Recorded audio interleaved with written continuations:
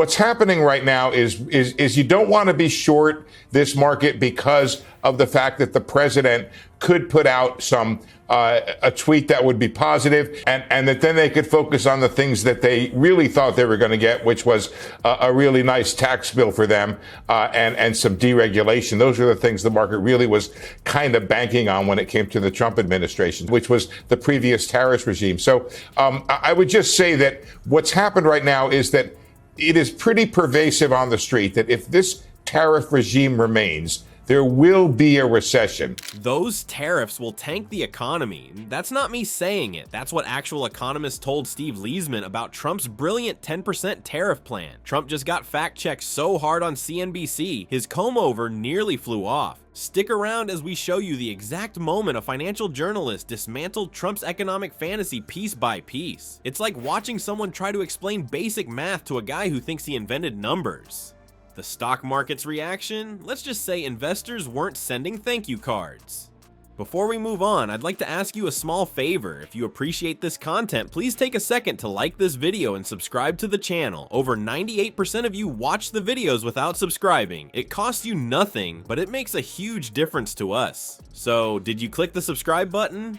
Great. Thank you so much. Now back to the video. Have you ever watched someone try to explain taxes to a toddler? Well, that's basically what happened when CNBC's Steve Liesman faced off with Trump in what can only be described as an economic bloodbath on live television. There sat Trump confidently spewing numbers that would make any calculator burst into flames, while Liesman came armed with something Trump clearly wasn't expecting: actual facts. I was really glad to see that report because I was like you, Stephanie. It affirmed my sense that the White House had given 4 or 5 different types of guidance today. If we go back to 50 or 60, that's no relief at all. Even if we go back to the 10% across the board, the market really hated that as well. And I think there was a bunch of relief. And look, whatever the market does right now, we're still down 8%.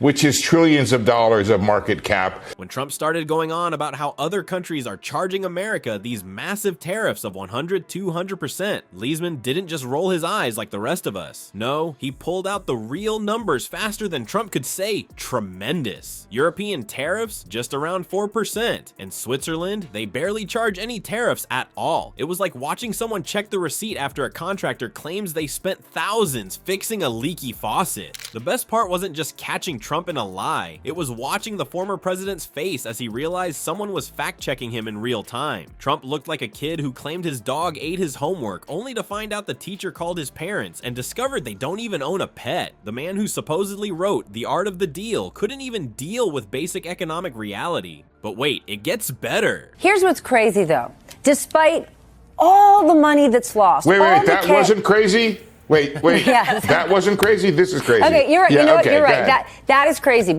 I think what the market would then assess is that their outlook for earnings would be much more robust, and for the economy would be much more robust than it was before this sort of tariff turmoil that was out there.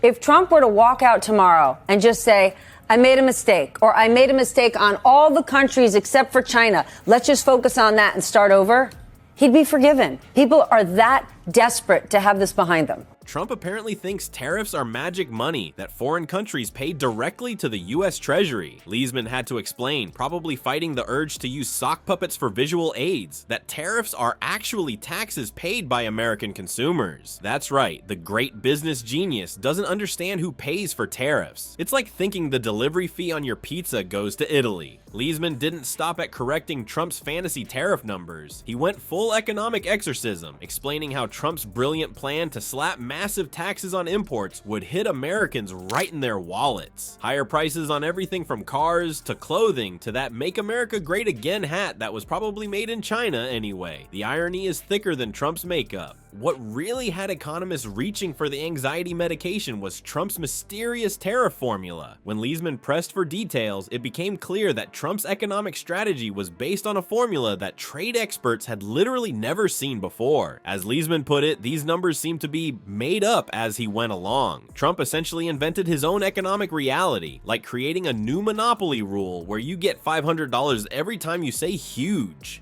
So even if Donald Trump, and I know he's now claiming he doesn't want to replace Jay Powell, even if he did, even if he could, wouldn't that person in Powell's seat be kind of a sitting duck in an impossible situation? And then you have this other issue that we've talked about, which is that the Fed will be absolutely frozen. You'll have inflation on one hand, you'll have weaker growth on the other. It's called stagflation, and the Fed can't really help in that situation. I think that the gentleman you quoted earlier, Torsten Slot from Apollo, said he's got a 90% recession probability under the current tariff regime. The White House apparently cobbled together some bizarre calculation based on trade deficits that made actual economists scratch their heads so hard they nearly drew blood. It's like watching someone insist they've discovered a new type of math where 2 + 2, whatever Trump feels like that day, the economic equivalent of trust me bro. And if the tariff fantasy wasn't enough, Trump's overall economic vision would make even a first-year economics student break out in hives, cut taxes, increase spending, eliminate debt, all at the same time. Liesman called this approach a fever dream, which is honestly the nicest possible way to describe an economic plan that defies the laws of mathematical reality. It's like promising you can eat nothing but ice cream, lose weight, and cure diabetes simultaneously. The dollar as the world's reserve currency, the bond market as the most liquid and risk-free market and important market in the world. There is nothing good that would happen if the president replaced Jay Powell.